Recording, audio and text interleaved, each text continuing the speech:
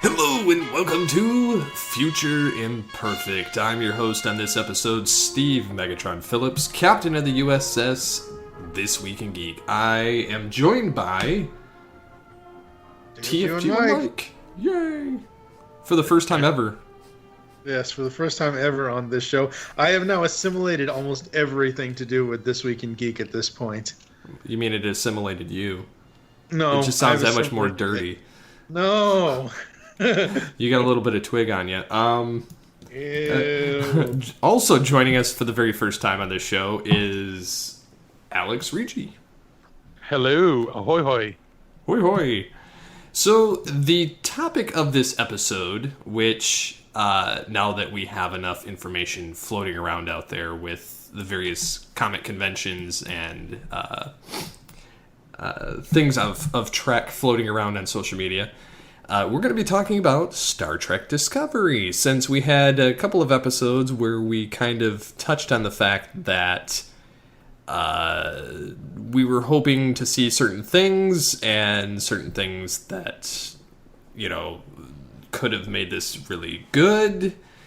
And just before we get into the main thought on some of the aspects of this new series, what were your thoughts when you first heard that this new show was coming? And I'll start with Mike because I know he's dying for a joke.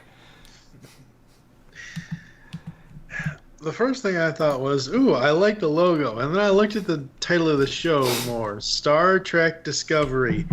It's an STD. Oh, God. Crickets. Yeah.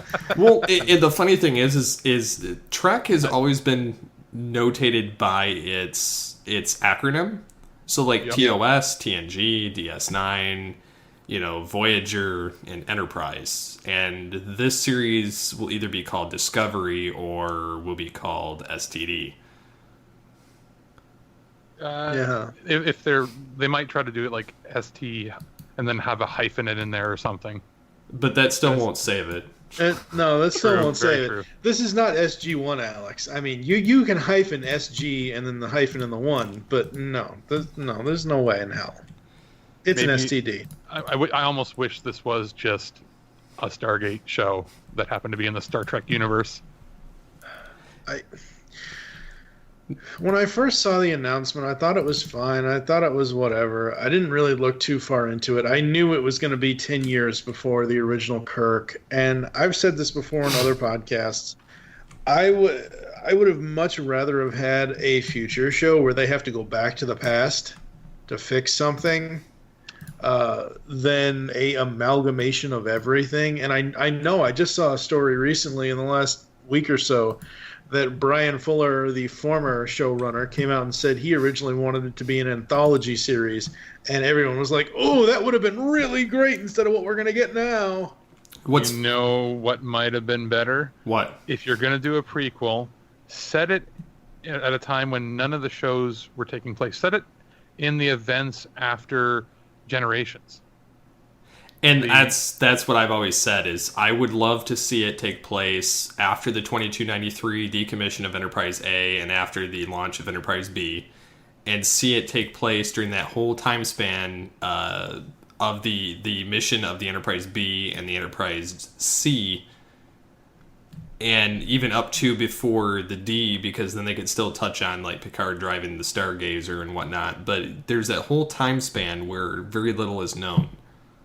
Well, you've got that, or the other thing could have been, why am I drawing a blank on it? What is the secret, like their equivalent to their Black Ops teams?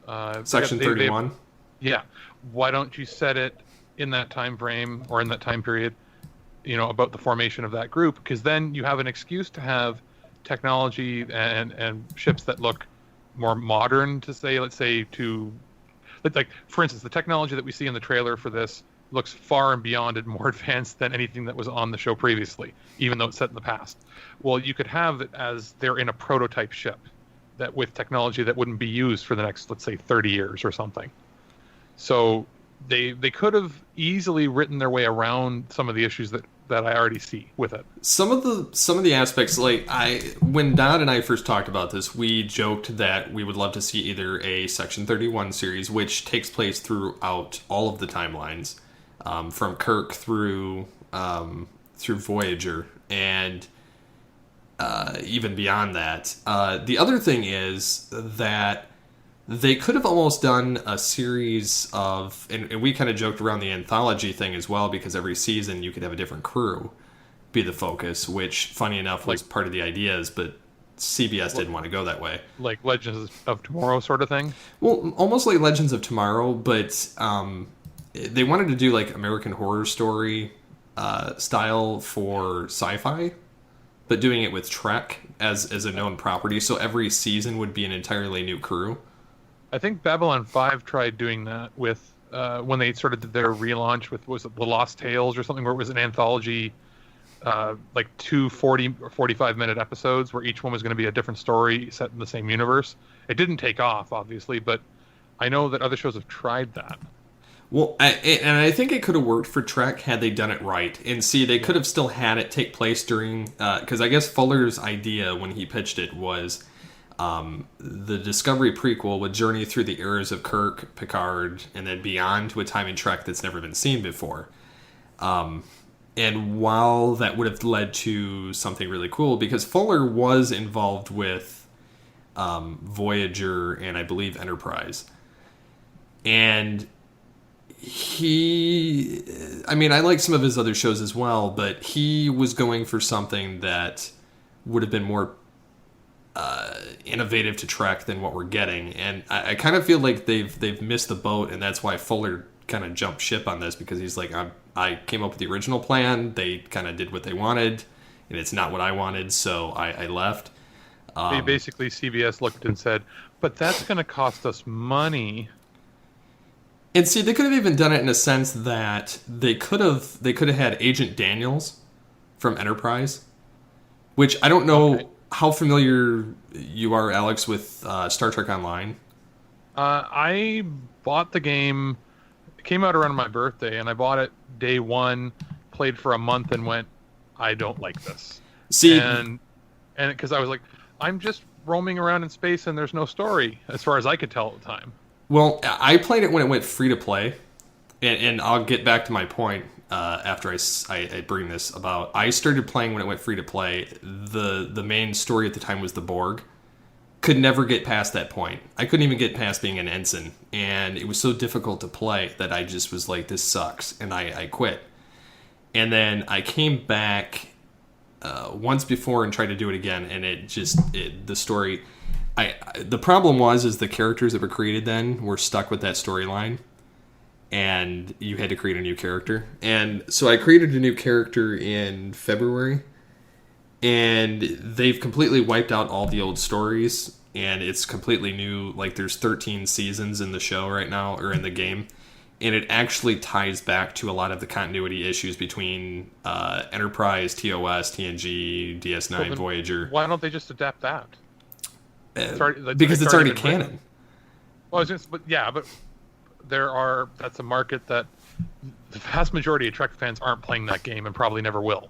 Well, and that's the thing too, is the story is so cohesive and intelligently written. I find myself baffled by the way that they've managed to connect all the timelines, and they actually start off like, you have the option to start off as the 24th century or 23rd century person.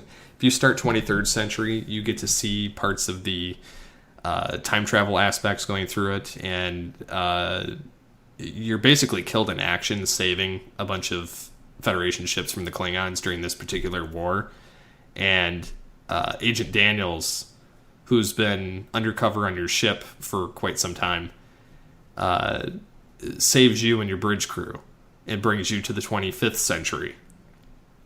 And you get brought to Earth's space dock, and he basically gives you a crash course on the future. You get the new uniforms, get upgraded, and whatnot, and you become a temporal agent, so you kind of jump between all the different time spans to fix problems.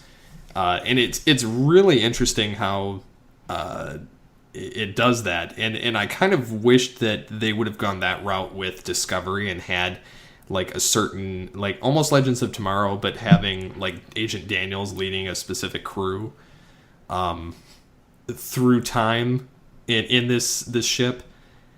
And what I feel like we've gotten is a J.J. Abrams import to the classic timeline that makes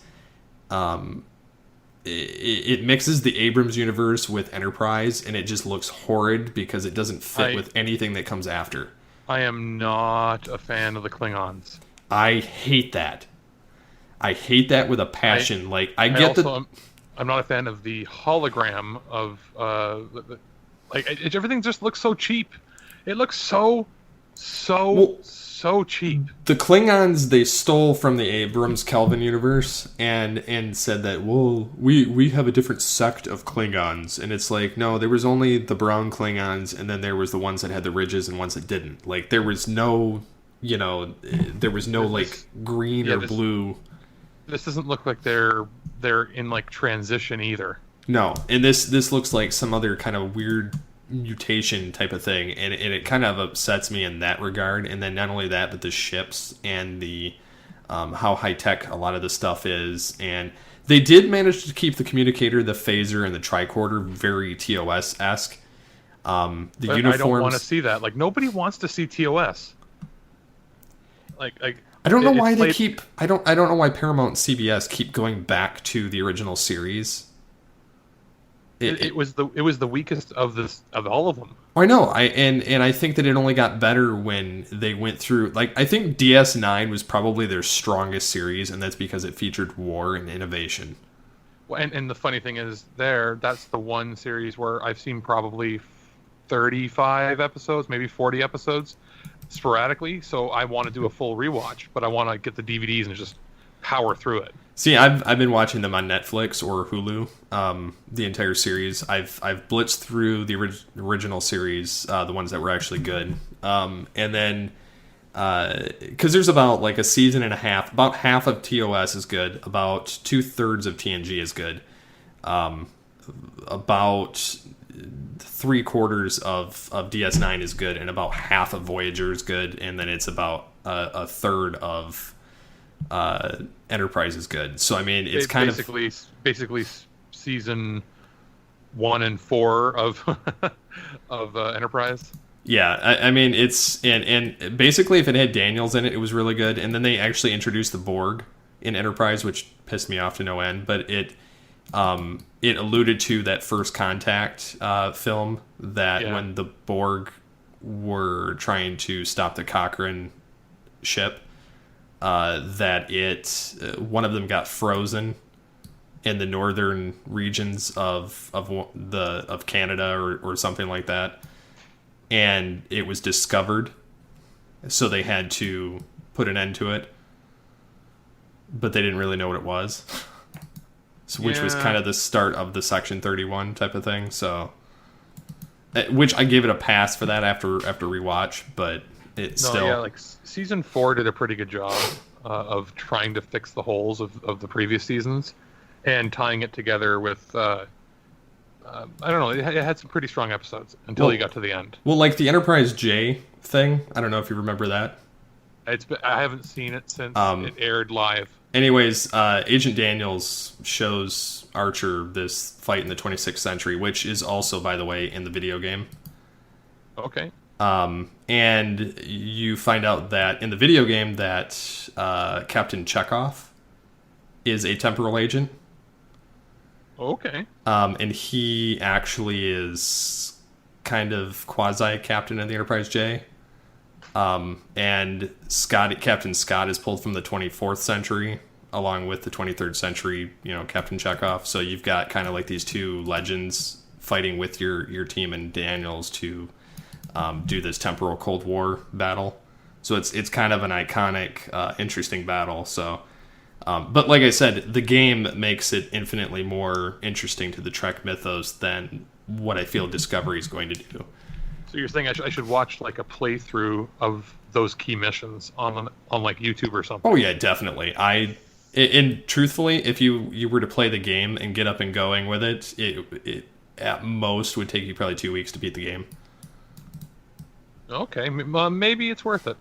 And a lot of how they get you is the microtransactions in the game. But that's any video game. So, oh yeah. I'm currently working up to get the original series Constitution class refit, which is 1.5 billion credits in the game, and then the Kelvin Enterprise, which is 350 million. I'm at like 227 million, so I'm a long ways off. But yeah, it depends on the ships you get, but you get to basically see all the Enterprises show up, other than the B. You even get to see the Enterprise F. Just the Enterprise, no bloody A, B, C, or D. So, back to Discovery anyways. Oh yeah, sorry, before I lose my train of thought, I remember, it's all flooding back to me now. I remember writing in or something when there were rumors of what to do next with Trek. This is before the show was announced. This was, I think, you did a podcast with Dodd. It might have been even a couple of years ago now. And I wrote in, it was when all those rumors were swirling, when Netflix was in talks with Paramount to make a series for the Captain Worf series, where it was going to be, they were looking at 3 direct-to-Netflix movies. That would have been more interesting. Yeah, I would have totally agreed with that as well. There's a lot of routes that they could have gotten. They could have done the Star Trek Renegades before that got shut down, because that was introducing, that had Admiral Chekhov, that had Admiral Tuvok, that had, it was kind of they were doing it as a progression of Star Trek until Paramount and CBS said no. I remember playing, what was it, the Elite Forces game was fun. You could have done a story like that. Do something different with it. Do it on a special tactical team. Do it, we've had a space station, we've had this and that. If they're really going to do a prequel or do something, do Starfleet Academy. Do something. Not, Well, see, they could have done it even differently. If they would have done Star Trek or Academy, they could have done like a, they could have even hit like the teenage era with that, people going through, or the college era of going through Star Trek, the Academy of Starfleet. I still would have been pissed about that. But what's that? I still would have been very pissed off about that. Oh, I would have been mad about it, but it would have been better than what we're getting. I feel like going back and continuously doing prequels is about as big of a slap in the face, and like they're too afraid to do something new. Well, I hate the uniforms. Oh yeah. Well, I mean, if you're gonna do another spaceship one, you know what you should do? They've never done it. Make it about literally a warship. I know that they don't have them, but let's say they're focus on basically a battle cruiser. I don't even know, like, because everything has been, it's exploration, but how about, this is a team sent on a mission into deep in the neutral zone. Set it where they're going through the former Romulan space or something, but give us something with a little meat on it. Give it because Star Trek is always the same basic idea when it's a ship-based show, right? They're always undermanned. Make it about the military. Make it about a different division. Make it about, just don't do the same tired old story. And that's kind of why I liked the Star Trek Online plotline and why I've played it 5 times through. Because every time I play, I see different elements of why things end up the way they do, and you end up actually getting to see, from tensions with the Klingons and all these other races, you get to see the rebuilding of the Romulans, and you get to see the Klingons, the Romulans, and everybody eventually become an alliance against the people of the Temporal Cold War. The opposition of it. So like you get to see Tholians actually in the Federation, Klingons in the Federation. You get to see the Borg and various other species in the Federation, which is interesting. I find it that the more I go through it, the more I would have rather have seen this as a show. chronicling this time period, or like you said, doing a like a Black Ops team. Yeah, like, because, and again, but everything of that would still have to be set in the future or parallel to the TNG universe. Star Trek Black Ops. It's got body odor. Wah, wah. Well, I'm pretty sure that, some STDs leave that too, right? Oh yeah. Long lasting and deodorant doesn't cover. Oh god. So yeah, they're claiming that this show is going to still. Part of what irks me too is Kurtzman's on board, who wrote the first two Abrams films. And isn't that the Transformers guy? Yes, he is too. And all the other crap that's come out lately. He's known as the rebooter. Like, in my opinion, like he reboots a franchise, brings it back, and then it sucks. But I think the only time they did Trek correctly, Beyond wasn't that bad, but the Star Trek 2009 was pretty good for what it was. This show looks basically the same aesthetics. I almost wonder. Is it recycled sets? Well, I'm almost wondering. Because this has me thinking now. I'm looking back at the George Kirk uniform, which almost looks like a kind of a TNG uniform, just without the top part being a black uniform thing. Like the insignias, I give those a pass only because each ship in the original series era had their own insignias for their shirts. But shouldn't they look like they should all have the same uniform though, and a functional military uniform? Like, yeah, it doesn't. I don't know. It's just these look very almost like they mixed Federation with Romulan. I don't like the camera angles. No, I don't either. I don't like that the cinematography. What it looks like. It looks like, like 2001, 2002, when the Sci-Fi Channel and some other channels were starting to film completely digitally, and it was, how they have that look where it was like the frame rate was off, where people were moving a little too fast, or it looks like a home video. It doesn't look cinematic. That's part of what drives me nuts, I think. Then it's got that cheap look to it. And the CGI doesn't look very good. It's like Cops or a reality show. Yeah, I'm not a fan of the Klingons. Like I said, the uniforms look kind of cheesy. It looks very fake. There's too much holograms. Yeah, the acting looks bad from everybody. Somebody please make a Star Trek Cops crossover music video with the Bad Boys theme for Star Trek. Bad show. What you gonna do? Chasing down drunk Andorians or something.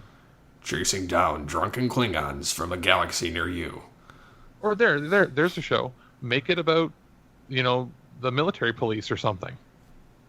Like, if you're gonna, instead of STD, make it Star Trek NCIS. Oh no! Because they are technically part of the Navy, right? That's the. Oh, yeah. Or JAG. It's about the lawyers. Oh yeah. I don't know. It looks. Okay. You grown, but Blanchard, you'd be watching it. I wouldn't be. I don't even watch those. I watch NCIS. Star Trek SVU. No, because that would then lead to tentacle porn on Star Trek. No. It would be Star Trek SVU STD. So what's funny about this? The Discovery ship itself.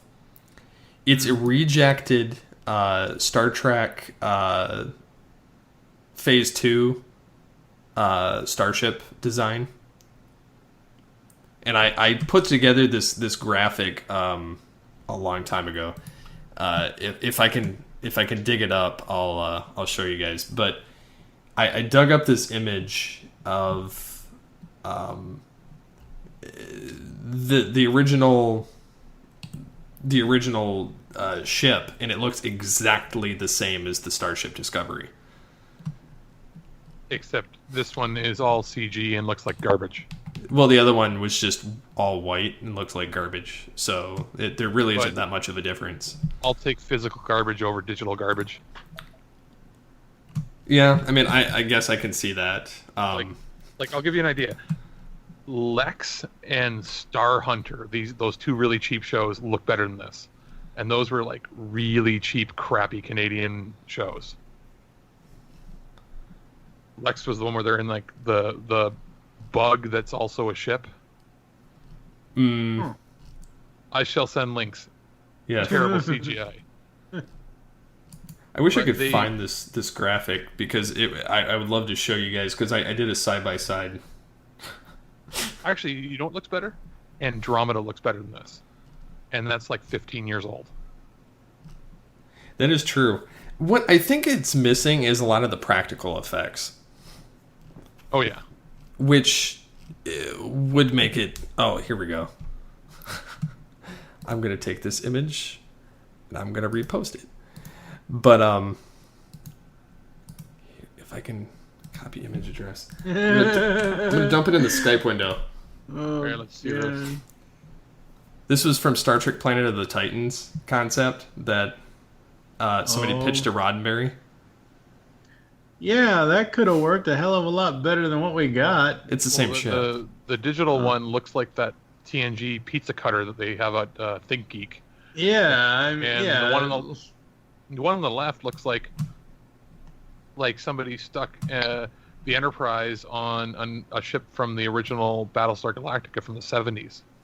It looks like it looks like they flipped a Klingon battlecruiser upside down and they put the Enterprise saucer on it. Yeah.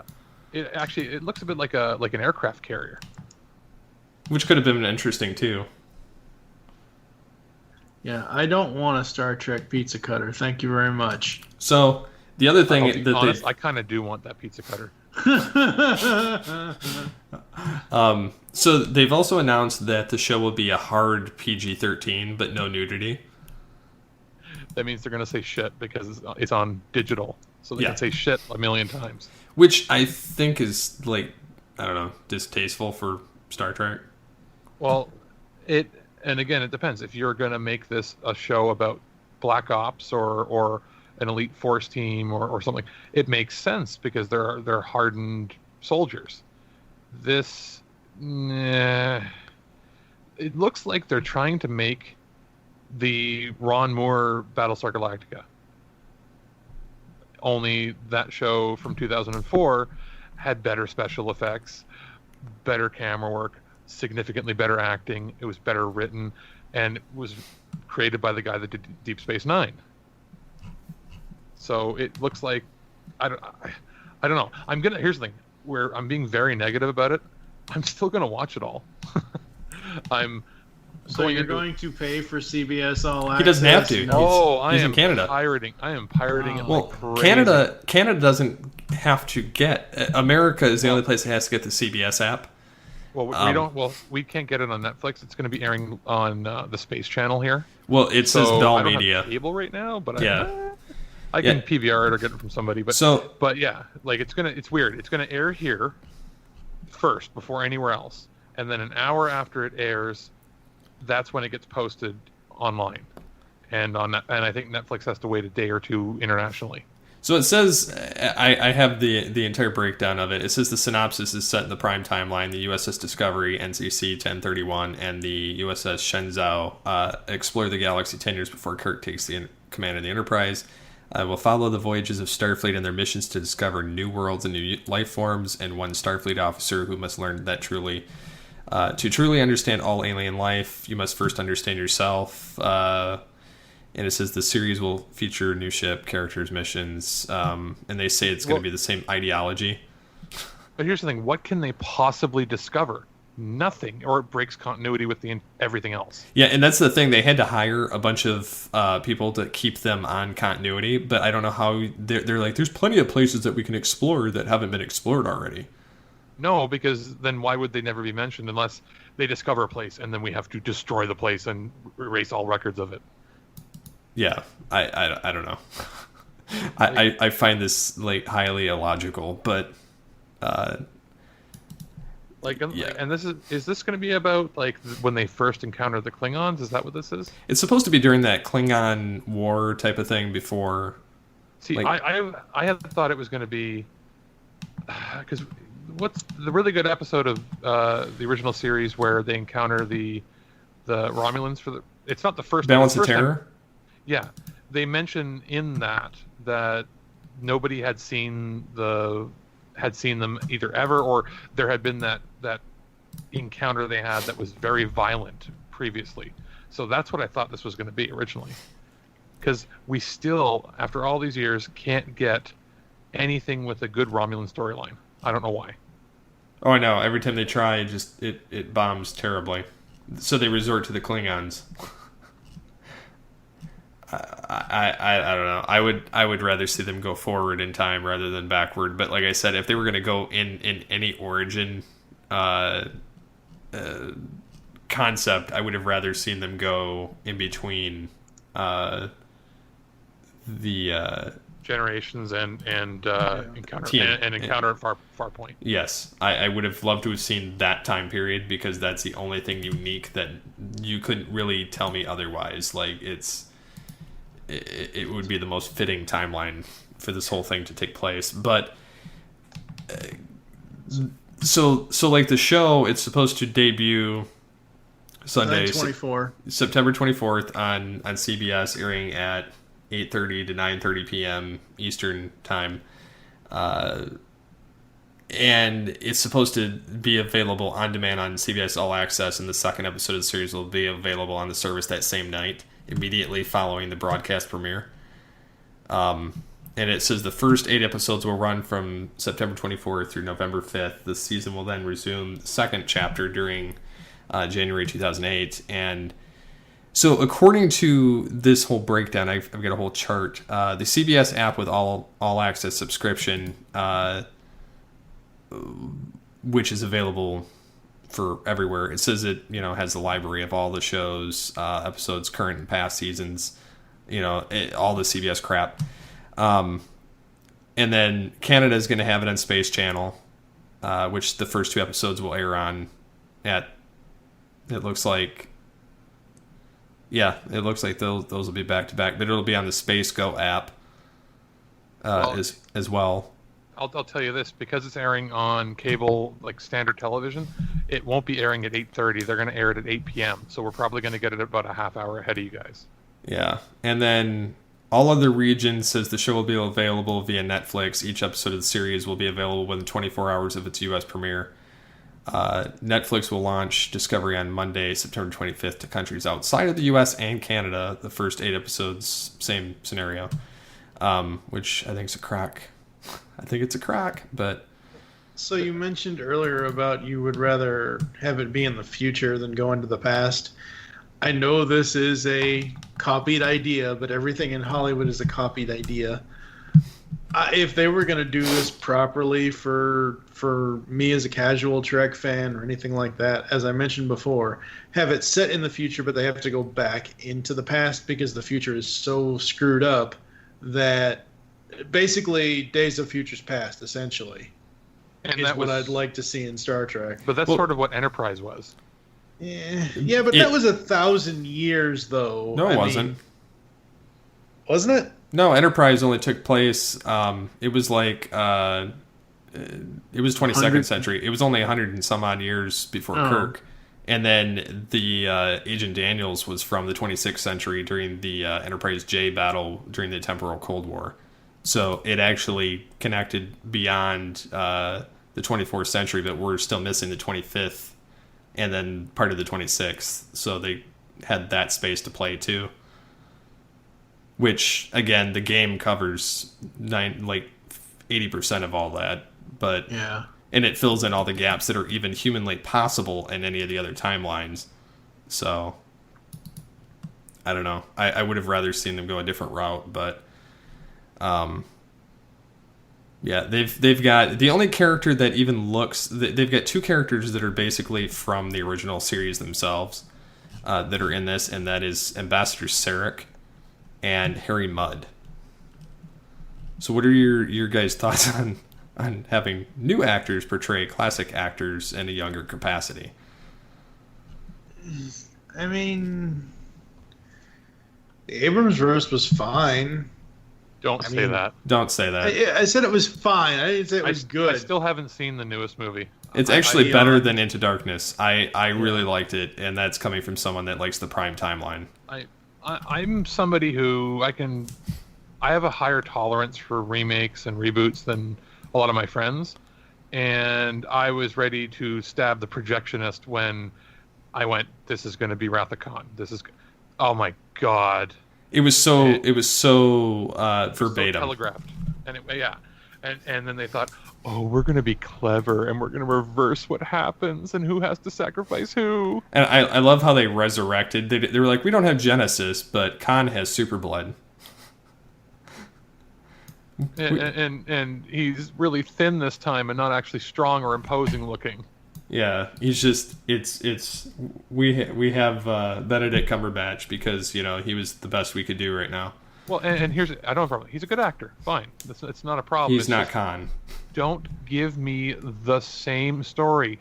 Everything that team does, J.J. Abrams, all he does is remake things with the same story with tons of lens flare and over the shoulder camera shots. Yeah, look at The Force Awakens. That was a verbatim A New Hot, Hope. Wet garbage. It was actually not bad for what it was, but it was A New Hope. Way better. Yeah, but I'm looking forward to the 8 and 9 that are completely brand new. Because it takes it in new territory. And then like I said, Beyond is totally new territory. I've never seen them do anything like this. There's aliens that I didn't know would even exist. There's a scenario with a particular crew that were during the... it was before Starfleet was formed, so it was before Archer.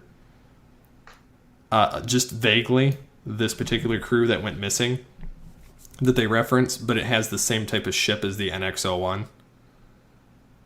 A very similar ship anyway that shows up in it, and that's all I'm going to say about it. But it basically it helps connect part of the previous timeline before Archer a little bit, but it shows that the people before Archer were in a war before Starfleet was formed with the Romulans. So it definitely touches on new ground in Beyond, which unfortunately didn't do very well at the box office, and it was directed by the Fast and the Furious director. But I like I said, I rather enjoyed that film over Into Darkness, where I was like, oh, they've discovered transwarp and Khan superblood, so basically disease has no purpose, warp drive has no purpose, and because they teleported Khan all the way to the Klingon homeworld in Into Darkness with transwarp technology that Future Spock gave current timeline Scotty, and I was like, this is stupid. Although still not as stupid as anything in the Transformers universe that they screwed up. No. But yeah, so I enjoyed Beyond more than I probably should, but it was better than the other one. I'll have to give it a watch. It's just they've really screwed up when they've made it so that I don't care. And here's the thing: I bought the Blu-ray last year around Christmas time because it was like $10. And I went, okay, I'll watch this, and I don't know where it is. I probably sold it or something. I don't know. Was that for the 2009 movie or Khan? The newest one. Oh, Beyond? Yeah. Wow. I don't know it yet, but yeah, I don't know. I had been going and I was picking up I've got the Blu-ray set of the TOS Blu-ray set, that special one that came out with. That has all the movies as well as the cartoon show on Blu-ray, and I got that because Amazon had a pre-order bonus where it was like half price or something. And then I just recently got Voyager, the 2017 reissue, which is a lot better as far as the cases for it.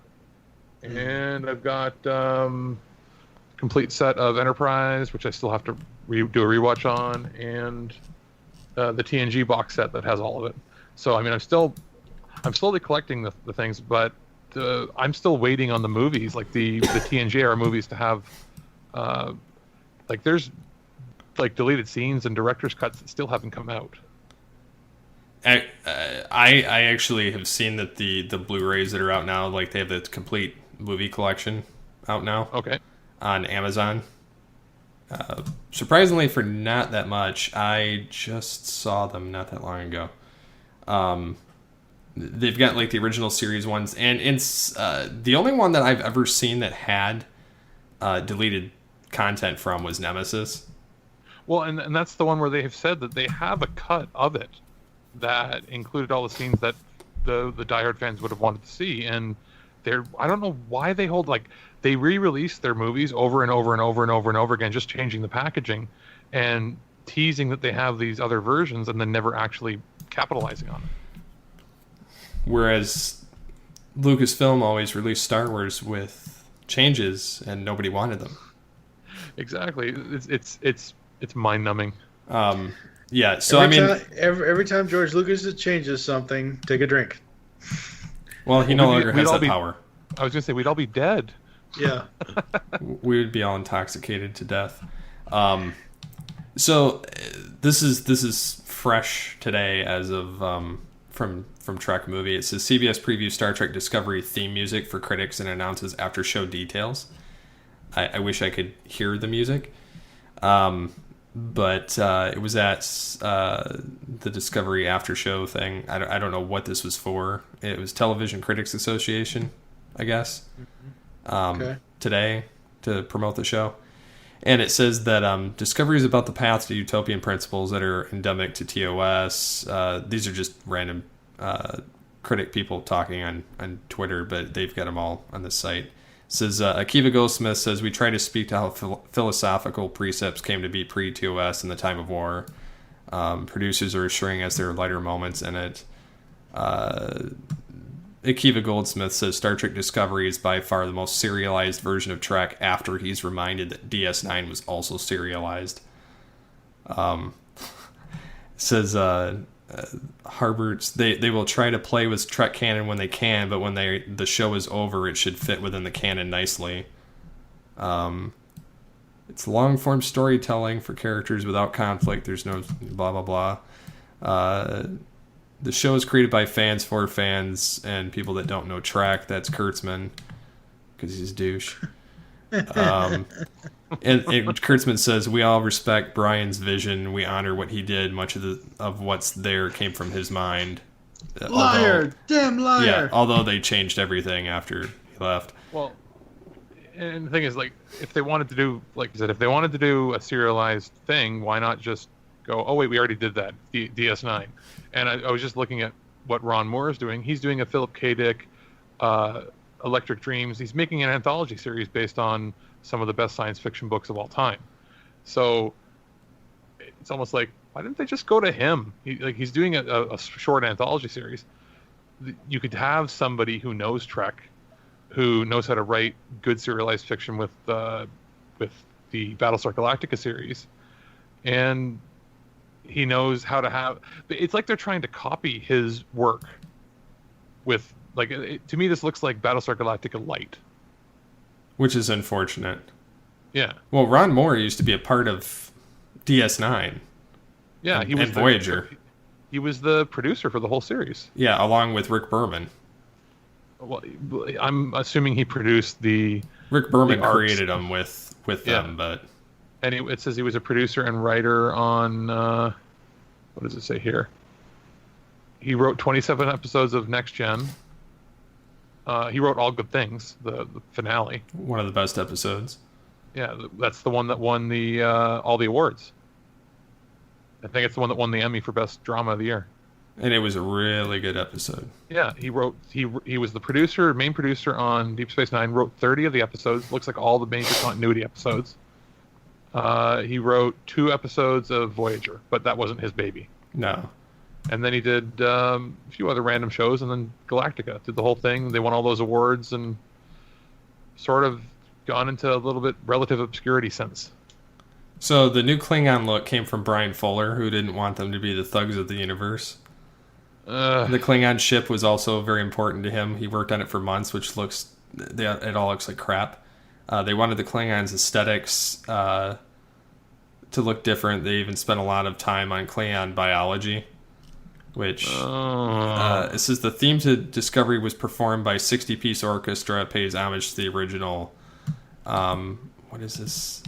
But I swear to God, they're going to have this big orchestra in the background, and then about 20 seconds in, we're going to hear, "It's been a long road." Oh, like Enterprise? Yeah. They're going to tease us and then just completely slap us across the face. It says the new opening theme absolutely interpolates the original series theme by Alexander Courage, which I'm not sure I want. No. I like the fact that they were all different.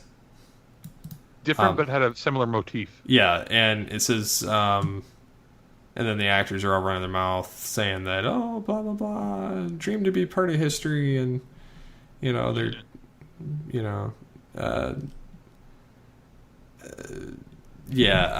don't know. There's a lot of talk from the actors' perspective on here, but what they do, like any like you're taking film production, right? Yeah, I already took it. Yeah, it was okay. Yeah, I was gonna say, and you'll know that anything that they act and record it turns out to be about 10% of the whole process of how it actually turns out. Oh, so yeah. They could be acting fantastic, which I don't believe because it looks terrible. But they could be having the time of their life recording it, and then it turns out to just be a pile of hot wet garbage. Yeah, because when I did the short film for class, we shot for 3 days, and I probably had about, I probably had about 20 some odd hours of footage that I had to filter through to make a 15-minute movie out of. Oh, wow. Because we took so many different takes. Well, part of the problem was I had a director and a director of photography cinematographer guy that couldn't get along. So they both had different ideas on what the shot should be. And I was the sound guy. I was also the editor. So, because we all had dual jobs during the entire shoot. And so not only did I have to put the audio with the video, which, by the way, like, the guy that was supposed to be the AD couldn't get his hands wrapped around the clacker in order to make it synchronize, or even they wouldn't stop the camera to do a separate cut, even though I would with the audio. So I had to chop these things up the best I could, and I'm like, you guys are complete idiots. It was driving me nuts. We were there 3 days. We shot 20 takes of one scene, and we ended up going with a totally different night that we shot another scene of it. But yeah, I mean, we shot that much footage, and only 15 minutes of it got used, and it still sucked. So I mean, I don't know. I mean, I guess we could be a little too harsh on the trailer just from what we're seeing so far, but I'm still not impressed. Except it's been reported that it's $7 million per episode. Which I just can't see. I mean, it's because entirely green screen. And that's why it looks horrible. At least Enterprise and on all the other Trek series, they had physical sets for everything. This is the interesting thing. Game of Thrones is only about 10 to 11 million, or if you want to compare a sci-fi show to sci-fi show, look at the new Westworld show. That has a similar budget to this and looks like a high-end, blockbuster movie. So what you're saying is HBO should have got the rights. HBO should have got the rights, and they should have. They don't have to make it R-rated. They could have made it as is, but you should have had HBO, or better yet, instead of Netflix having the international rights, it should have been a Netflix production. Well, yeah, because we would have got something because I can't deny that the Marvel shows have infinitely better budgetary constraints and in a lot of ways, some of their aesthetics are better than some of the CW stuff, depending on the show. But I feel like I'm watching Legends of Tomorrow with Star Trek. And I'm not knocking Legends of Tomorrow because because I enjoy it, but it's a very cheap looking show. It's a very cheap show, but I enjoy it. It's a very cheap looking show. It looks real. It's CGI stuff does look pretty bad. It's the CW. I give it a pass like because I give it a pass because it is a CW, but it's also partly owned by CBS and Warner Brothers. And it looks, if you compare it to its contemporaries, like its partner shows, it looks the worst out of all of them. I would say generally Flash looks best, then Supergirl, then Arrow, then this. It doesn't mean it's bad, it's just it doesn't stack up. But I see this about on the same level as Legends of Tomorrow graphically with the CGI. Oh, absolutely. But I see the characterizations and the camera shots and the acting are better in Legends of Tomorrow as opposed to this. Yep. Which is really sad. This looks cheaper than Doctor Who. And Doctor Who is a children's show that looks cheap. You heard it here, folks. Here's the thing. I like Doctor Who, but it looks cheap. And this looks... like, it looks like... oh, we gave it $5 to $7 million an episode in 1999 to do it completely digital. Like you can do shows cheaper than this that look better than this. So you want to hear the ultimate nail in the coffin? Okay. This is really going to get you. So Talking Dead production company to make an after show.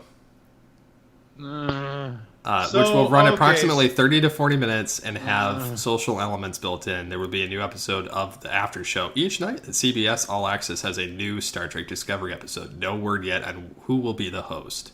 Oh, I know who's going to be the host, and I know what the show's going to be called. It's going to be called Talking Trek, and it's going to be frigging Chris Hardwick, because he does all the talking crap. Talking STDs with Chris Hardwick. We need to copyright that right now. No, and there's probably Space in Canada will have something similar, but at least that's the channel. Like, it's on a channel that's actually airing it. Like, this doesn't make sense. You're going to have a after show. Is the after show going to be on the network, or it's going to be on CBS All Access? Yeah. It's going to be like two guys in a bedroom with a green screen. It's going to be a YouTube series, basically. I'm like you guys were already saying, this show should have gone to HBO. It should have gone to Showtime, Skinamax, whatever. Hell, even AMC has better shows than the. I was going to say it's funny because TalkingTrek.com is taken, so I'm wondering. I'm channeling Steve's prediction powers. You heard it here first, folks. Well, because I was going to buy the domain. Oh, I'll bet you.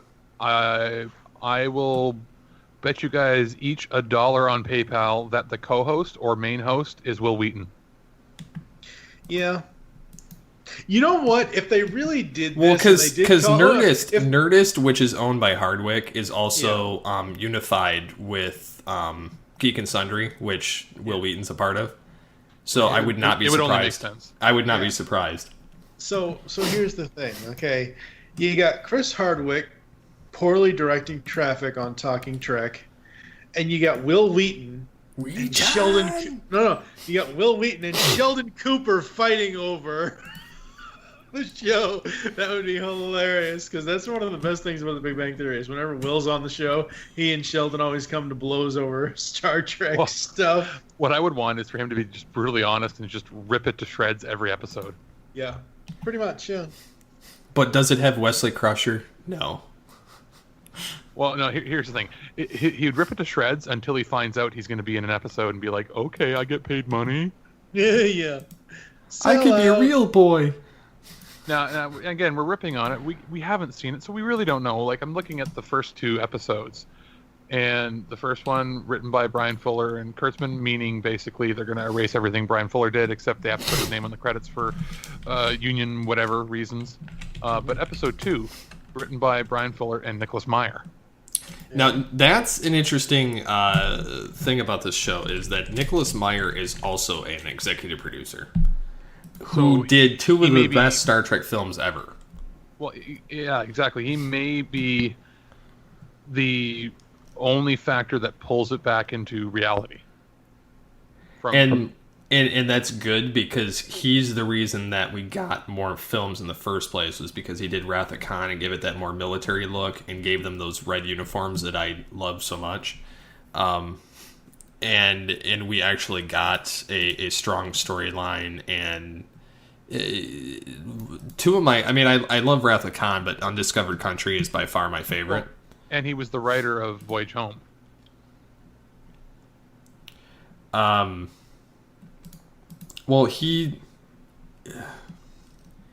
I know he wrote.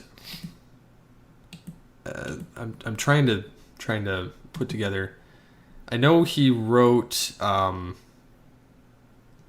part of. He's written one episode for Discovery, which is the second one. He wrote the screenplay for Undiscovered Country, Voyage Home, and Wrath of Khan, even though it was uncredited there. But he also. I know he directed Undiscovered Country and Wrath of Khan. Nimoy did Voyage Home. I'm trying to think where else he's produced. Well, he's done. It's not the only. He hasn't produced any of them. He did Time After Time, which. Well, I meant of Trek, but. Yeah, and I'm thinking like that Time After Time was just remade as a TV show that lasted like 8 episodes, but like he's done. Cindy Lauper in it? No. No, it's about H.G. Wells actually making his time machine and chasing Jack the Ripper through time. Oh, okay. So I think I like that plot better on Lois and Clark. But yeah, like he's done other successful things. He wrote Tomorrow Never Dies. Oh yeah, okay. What else here? Collateral Damage. He was the executive producer, which I surprisingly liked, even though it was a boneheaded Arnold movie. Now, he's been in a lot of Star Trek productions as far as documentaries. He was in the Star Trek 25th Anniversary special, which I actually own. I actually used to own that on VHS back in the day. He was on the three-picture saga, The Villains of Star Trek. He was on the Genesis Effect, Engineering the Wrath of Khan, For the Love of Spock, 50 Years of Trek, and then Star Trek, The Journey to the Silver Screen. But he's also, you might be interested to know, developing a new series focused on Khan. Really? There were rumors floating around that earlier this summer he was developing a new Trek series separate from Discovery. And again, Khan, like, stop doing things that have already been done. Well, this is how he wants to do it, though, which could be interesting, but again, it would be hard to do without Montalban. They'd have to pick somebody that looked very much or could play that part. Benedict Cumberbatch. No, I will stab you in your sleep. But it says Meyer's new project takes him back to Khan, originally, from Space Seed. But the point that he wants to develop it as a prequel miniseries, only as a miniseries, very limited. That it would take place on CD Alpha 5 and chronicle Khan and his followers struggling to survive in the years between when Kirk dropped him off and when the Reliant finds him in Wrath of Khan. So basically, like what Fox has been doing, like a 6-episode limited event. Basically, he just wants to do it just a short, showing what happened during that time span instead of people reading a book. So, which I would be fine with if he was doing like a mini series of it and they could get somebody to play that part just What's right. Sad is that I would be more excited for a cooking show with Neelix than I would for what, I don't know, just branch out, do something different. But I want to see the EMH and more content. Well, it's going to be interesting. Like I think all of us are probably going to watch in September those first 2 episodes. I will give it 4 episodes. Before I decide if it's going to... Well, actually, I'll probably decide if it's going to be crap in the first 2. But I will give it the first 4 episodes before I decide if I'm going to watch the whole thing or not. So you want to know what my plan is? Sure. Since we're rounding this out. I'm gonna go the method of watching the entire series, but I'm gonna blitz it on CBS All Access. However, I'm gonna wait until, because I get periodically the emails from CBS offering me the free trial. I'm gonna wait till the entire series is on it, and then I'm gonna blitz it all at once. Or you could just ask one of us in Canada to tape it off TV for you. Tape? Or I could just. What is this tape you speak You know of? what I mean? I mean, come on. It's not like we have VHS horror lamps or anything. Which we do. Which I'm so gonna get one. Have you seen these, Steve? What are they?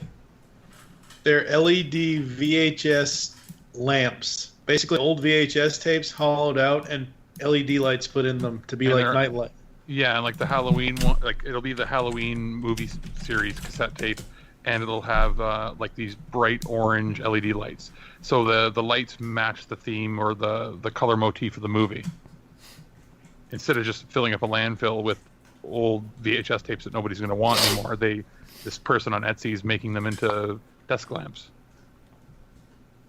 That's kind of cool, actually. Yeah. I might have to do that with a Star Trek tape. I'm trying to think, what color would you make it then? I would make it Red Alert. You'd make it. I was gonna say you'd make it red for a red shirt. No, I'd make it for Red Alert. You could probably get it custom made so that it, when you turn it on, it goes makes that sound. That's funny. I'm Or no, it would have to make the sound from when Spock had to fight Kirk. Dun dun dun dun dun dun dun dun dun dun dun dun dun dun. That'd be annoying. Yeah, I wouldn't want to listen to that over and over, or the Red Alert sound. I would listen to it doing, various sound effects from the Enterprise, though. Like the transporter when you turn it on. Yeah, that would definitely be awesome. I don't know. It would be cool, or it would be really cool if you could make the LED light do the energize effect, like the and then it just like slowly fades out. That No. sounds like a really cheap Chewbacca.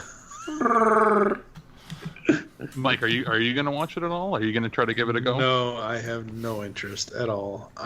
No? Not even to review it. Not even for remote control or something. Oh no, hell no. We have higher standards at remote control. You do? I didn't know we had standards. Hey, we went through all 5 seasons of Breaking Bad. Come on now. You went through it. I didn't suffer through it. Hey, I suffered through it the first time. Honestly, that show gets like, I did not have any interest in it, but it gets good later on. I just didn't care for it's for me like that and Game of Thrones and like a lot of these like bigger series. If it doesn't hit my radar of my interest of, I'm very franchise oriented, which is probably wrong. But if one I don't Opinions know, can't be wrong. well, if I don't know the franchise, like if it's not something established that I've been exposed to when I was younger, I don't care. And then 2, like if it's not an actor or set of actors that I know, I won't watch it either, which is again wrong. Well, you may eventually come back to it because basically any British person that you're seeing in movies now, it has been in Game of Thrones. So Well, they've sort of launched their careers out of it. I'm kind of a dick in that regard, in that I don't watch anything that has British people in it. Wait, what? The only thing I don't like them Brits. It has nothing to do with them because they're actually really cool people. It's the fact that I can't stand their shows.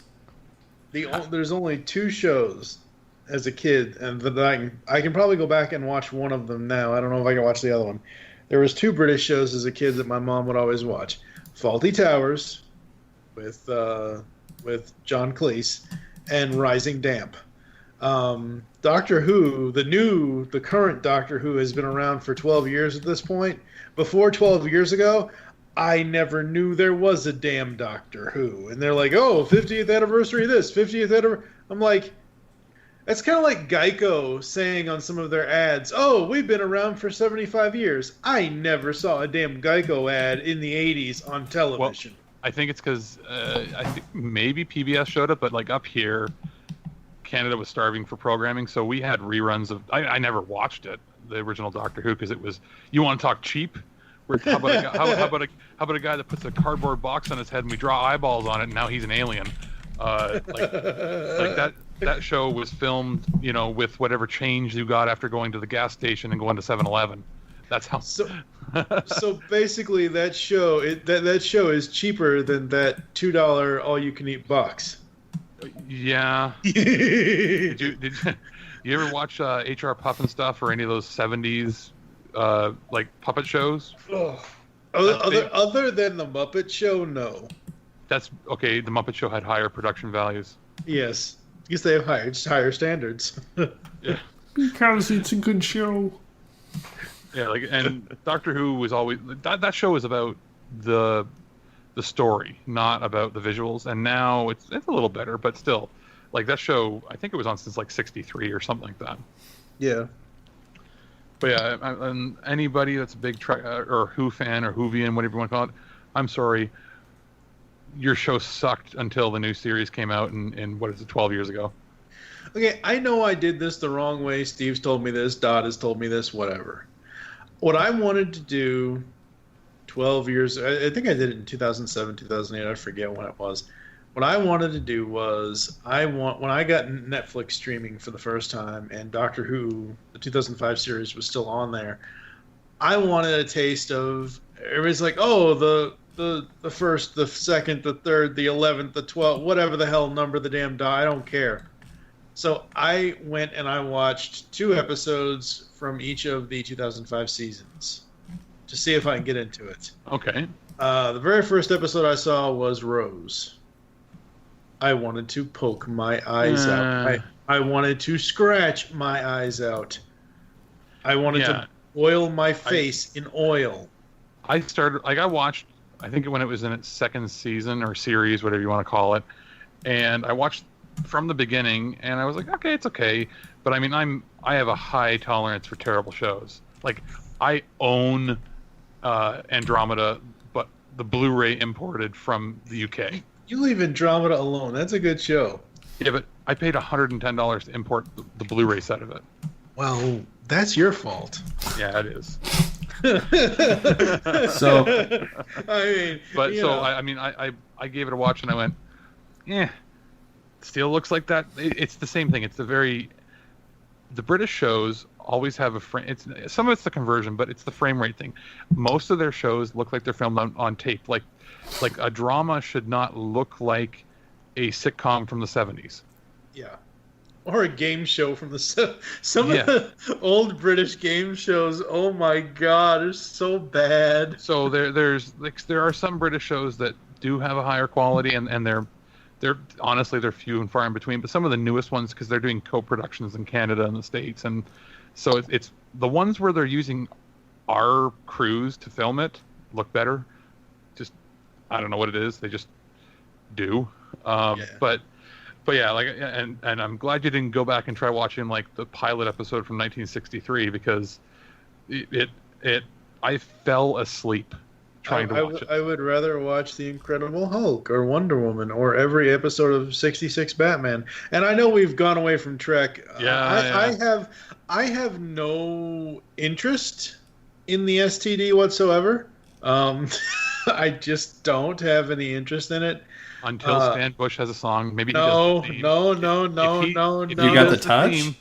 No, he'll do a cover version of the Enterprise theme, and then we'll know that you're gonna watch it, and you're gonna be like, oh, it's actually pretty good. I thought you were gonna say, you got the touch, the STD.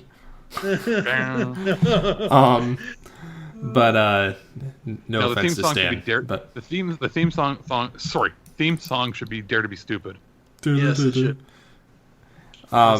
Yeah, so anyways, they're having the Star Trek Las Vegas thing going on right now, which I forgot about, and that's where this news is coming from. But it looks like predominantly most of the Wednesday was Star Trek Discovery, and most of the guests that are there are DS9 related. So and then the only two, the original series people that are there are Uhura and Chekhov, it looks like. Wait, Nobody cares about.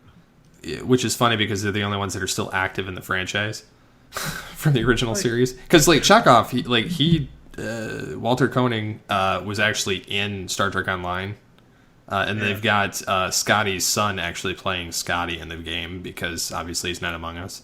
The funny thing is I don't think that they could afford Kirk because like anytime Kirk is supposed to show up in the game, like there was a specific scene where like he's been stabbed by some time traveler and you have to stabilize him, but he's face down, so you never actually hear him or see his face. It might be because Shatner still. It doesn't. Not that he just commands more money. He's still busy and active and actually having real work. Yeah, he's the only one too. But he's got that Priceline gig. Oh, and then they've got a bunch of Voyager people there too. But which are the same ones that all lent their voices to, like Picardo, which the AMH, Harry Kim, and Neelix, which all lent their voices to the video game. Are in this whole event. But anyways, a couple TNG people are going to be there. So when you said Chekhov, I'm like, wait, didn't he die? No, he didn't. Yes, he did. What, Chekhov? Yeah. No, he didn't. The new one did. Yes, he did. Yeah, the new guy, Anton Yelchin. Yeah, I'm talking about the real Chekhov. I know, but when you said Chekhov, the first one I thought of was the Abrams verse. See, if you're a true Trek really fan, sad. if you're a Trek fan, you automatically think of Walter. So that's. But again, I watched more TNG than I have of TOS. And you know what? I've actually met someone from TNG twice. Card? No. Q.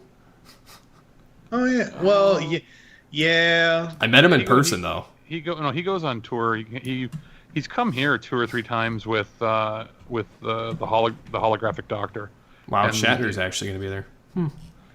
Oh yeah, because they can afford him for that. Yeah, he's also the most expensive signature. Oh, probably. He's $100. Well, so is George Takei. But think about this. He's what, 86 or 7 now, something like that.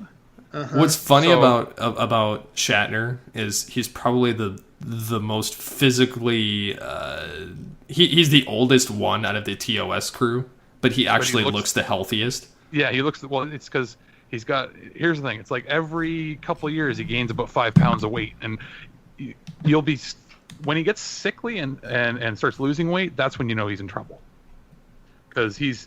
I don't know. He's looked roughly the same now for the last. What, 15 years? Something like that. Or more, yeah. And he still speaks pretty clear, which is odd for someone of his age. Yeah, he is 86 years old. He just turned 86. It's going to be a sad day when... Don't you say it. You be quiet, Mike. Don't you open that mouth hole. We don't have that many iconic Canadians that age. Alex knows what I'm gonna say. But I know what I'm you're gonna say. What was I gonna say? Don't say it. Don't say it, Alex. What was I gonna say, Steve? If you say I'm not saying it because I don't want it to happen. If you say it, Stan Bush goes first. Well, if one Stan goes, it probably is gonna be the man before the Bush. And silence. Yay. I don't know what the reference was. I don't either. Stan the Man Lee versus Don't say Stan that Bush. either. Don't you dare say that either. Yeah. No, we're gonna pickle them. We're gonna put them in a big jar together. No. We're gonna Futurama them. Exactly. No. In that case, we better get the carbonite ready for Peter Cullen and Frank Welker.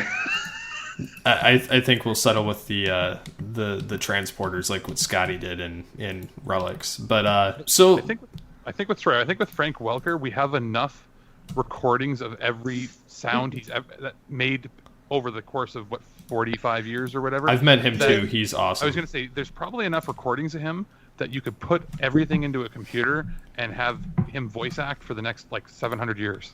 Yep. With unique sounds. Mm-hmm. Or you could get sound alikes, which don't nearly do it justice. Yeah, no. So I think we're going to end this. Yeah, sorry. I was thinking one last thought. I'm still on the topic of how terrible the show looks, and it's that those fan series. Was it the Renegades. No, not Renegades. It was Renegades the one did look pretty bad too, but the one where they built the set to be identical to the original series, and they even had Chekhov and Star everybody Trek in there. Continues. Yeah, yeah. Or you're talking about the other one. It's not Continues. New Voyages, I think. Yeah. Why does that look better? And that they had a budget of like 25 grand an episode. Because they built the physical sets. Yep. Well, it's like even Star Trek Continues. They built the physical sets. So while the special effects and maybe the cinematography looks a little worse, the sets look better. Which is sad. That fan projects that people, made out of their own pocket looks better. Well, it's because they made it out of love, a labor of love, as opposed to a studio trying to save trying to make it as essentially what they're doing is trying to make it so they don't have to physically build anything, and then they can just fill it in later. Which makes it look 100 times worse than what it actually should. It's like, hey, we don't have the physical space wasted on it, so let's just do it this way. Well, that's the thing. Like, it works when it's Avatar and you have $400 million or whatever it is to develop your technology. I hated that film, but that's a separate... True. But you know what I mean? Like, it works for that, or it works for, Lucasfilm when, they had $200 million for a 90-minute movie. You mean Episode 2, Attack of the Clones, which was also terrible? No, I mean Episode 3, where the script and the acting was terrible, but the special effects looked great. Episode 3 was actually really good compared to Episode 2. Episode 2 was acting, the script, and there was just way too much CGI. It was just terrible all the way around. The worst thing about Episode 2, get that love story out of my action movie. On the plus side, I just saved a ton of money by switching my car insurance to Geico. I just earned a ton of money by selling a bunch of crap on the Star Trek Exchange. Yes, I'm actually still playing that game. Oh, God. I play it like 6 days a week, so I got a problem. Buy low, sell high. That's what I've been doing. When you earn enough money in game, you can do that. So anyways... Star Trek pawnbrokers. That's basically what I'm doing. I started off with like a couple million, and now I've got like... what do I have now? Like 231 million? When I started this record, I had 227. I'm making money, man. I'm making money. Pretty soon I'll be able to buy that. I don't want the Kelvin Enterprise, but I'm going to settle for it. Because... well, originally that was my goal in game. Because it was the only way I was going to get an Enterprise based, I mean, I've got the original series Enterprise and I've got the refit. But they're T1 and T2 level, which basically mean that you can't play them all the way through the end of the game. Because they're useless. They don't have enough slots for any of the stuff you pick up that you need to play in game. So you have to get a T6 ship in order to actually be able to compete later on. And the Kelvin Enterprise was the first one I saw that was a T6 ship. And it would fulfill that need. And then they came out with a R&D promotion pack about, end of June. For about 2 weeks that you could buy these special packs and have the chance to earn a original Enterprise that was T6. Mm-hmm. And when you open 20 boxes and don't get them, you end up with a bunch of R&D material that I had to sell on the exchange to make some of the money to start out with. Which, again, blows. I was selling individual items. I was making so much bank off it, though. Not nearly as much if I would have just sold the packs. But yeah, the packs are going for like 20 some million on the exchange right now. But if you actually unpack it and it's you win the ship, the Enterprise, because they call it a 23rd century tier 6 ship in game, but it's actually a temporal light cruiser. When you unpack it, it goes for. It's going down, which is actually funny to me because I'm like, yes, keep going. Because by the time I get up to the amount for the Kelvin ship, I might be able to afford it.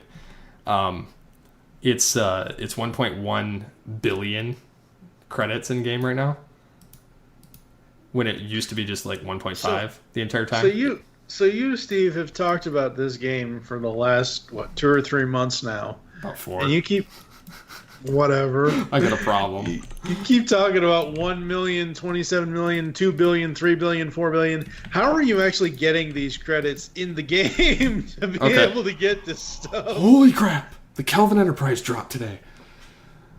It dropped 70 million. Stop your Kelvin orgasm over there and tell us how you're making sound like this. the Ferengi.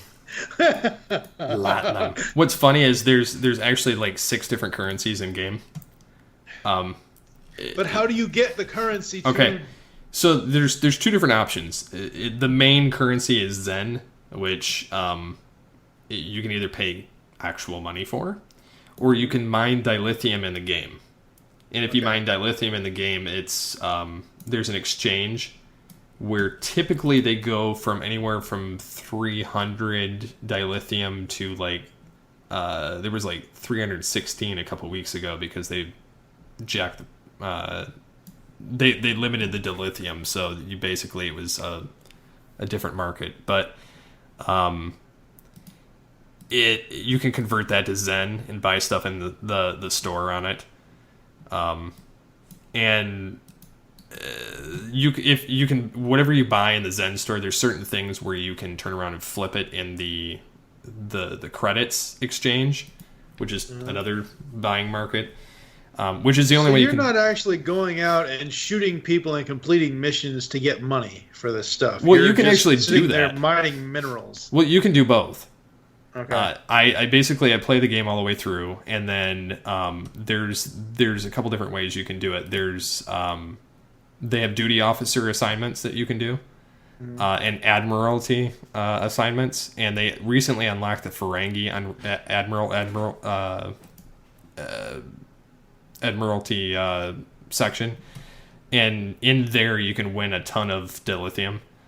And gold plus platinum, which the latinum absolutely does nothing in the game. Like, it's all appearance based stuff. Like, you can buy like hollow emitters for your ship or your body, and they burn out after an hour. So it's like, what's the point? So I'm stashing these, waiting for, because you don't really have a choice. It gives them to you anyway, but I'm stashing them away for the event that they eventually make them into something. And then,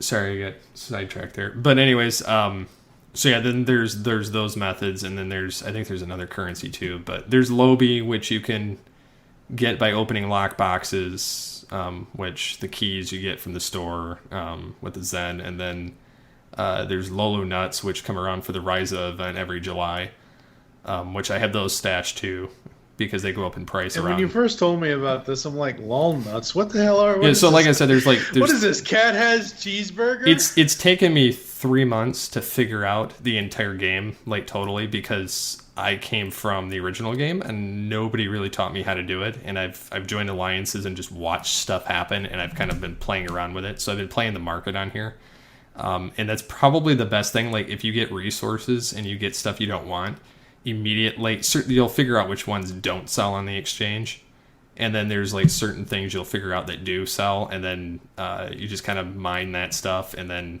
purposely get rid of it.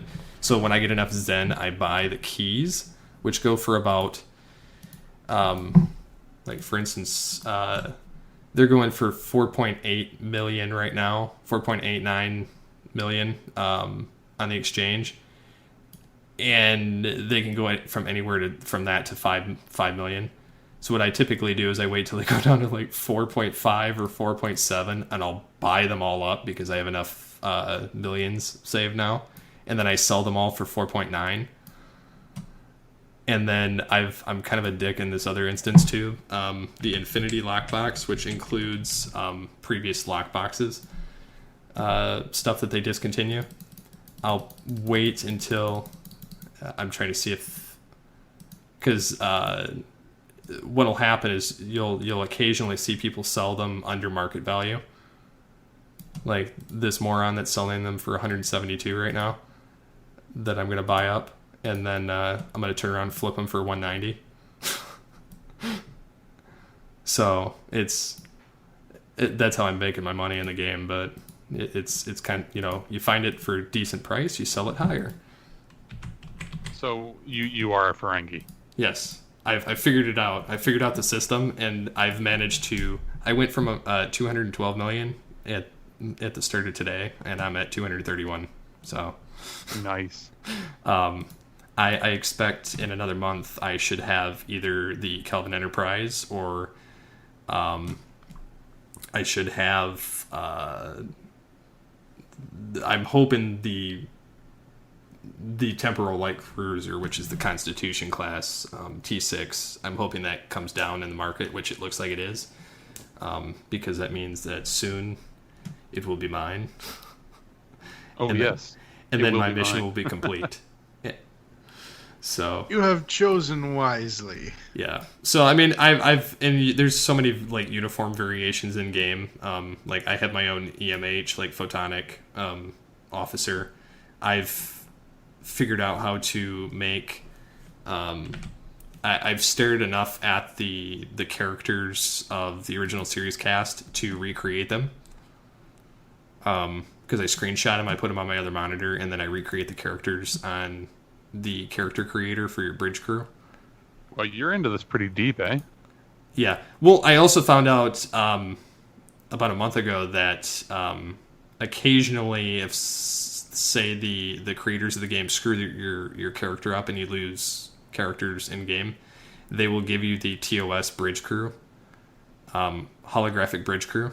So like you'll get Rand, and then Uhura, Chekhov, Sulu, Scotty, Spock, McCoy. You won't get Kirk because he's the only one that they don't give you.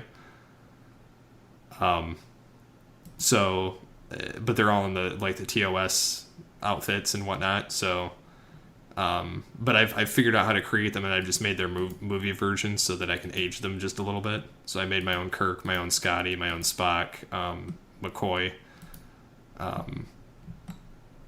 So yeah, I'm kind of a little bit addicted, and I have my own EMH, which I got as close as I could, but. So how much actual money have you put into this thing? I don't want to say. Come on now. Wait, you don't want to say because your wife's going to kill you? She doesn't listen to podcasts. Well, She'll never know. It was extra at one point. It was from side work, but I would say probably $200 around it. Which oh my God, dude. because you can It's unlock. not terrible because remember the game was like a $20 a month game originally. So Yeah, and so like I've done that in like 5 months, but which is about the equivalent of that. It's about 30. So there's certain uniforms you can only unlock by transaction, and then there's certain ships, which I don't do the ships, and then you can unlock certain races that you can, so like you can become a Trill when you want to start the game, or you can be a Klingon Federation officer, certain things like that. Like the ships never interested me as far as that. If you join a fleet, a lot of the times you can use dilithium and trade that in for fleet credits and buy the ship you want anyway. So like I have the Odyssey class starship, which is the Enterprise F essentially, and I upgraded from the Sovereign class Enterprise E type of ship to that, so it's actually a really nice ship. The other way I would upgrade from that is if I could get the actual Enterprise 01 refit and that T6, but yeah, so I mean I've done that, and had I been smart about it, instead of getting the keys to open the stupid lock boxes trying to get the Kelvin ship back in the day, or the R&D packs to try and get the refit, I would have just... I love how you say back in the day and it was like 3 months ago. Leave me alone. I was just... Well, I mean, I was new to the game. I didn't really know what I was doing. But if I was smart, I would have gotten just the master keys that unlock the boxes and then sell them on the exchange. and I probably would have the Constitution refit T6 ship right now. What I might do is if I see one of the Kelvin Enterprises go for a cheaper price, I might obtain the cheaper one and then turn around and flip it on the market, which would bankrupt me to begin with. But I could possibly spin it and make an extra 100 million off of it, which would be very smart because then it would get me closer to my numbering, and then I could possibly keep doing that when I see them get lower, and then that would get me up to my that's my next goal when I get up to enough to actually buy it. I'm pretty sure Steve's going to drive down to Kentucky and kill me after what I say the next.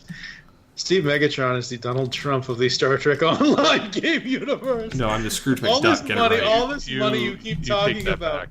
I'm the Scrooge all this McDuck. Money you keep I prefer Scrooge McDuck. That's much better.